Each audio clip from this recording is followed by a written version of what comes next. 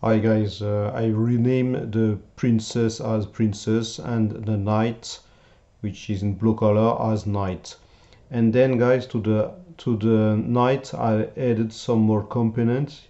If you go to the inspector, you can see that I've created a first box collider 2D. It is this little box.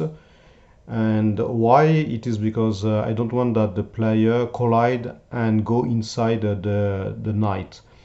Then guys, I add to the knight a rigid body 2D to give him some physics and particularly some gravity. And then guys, I add a new box collider 2D, a biggest one.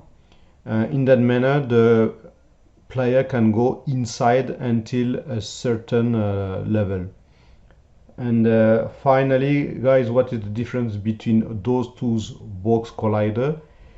Actually this one is a real collider, I mean it's not triggered, and the second one, as you see, it's is triggered.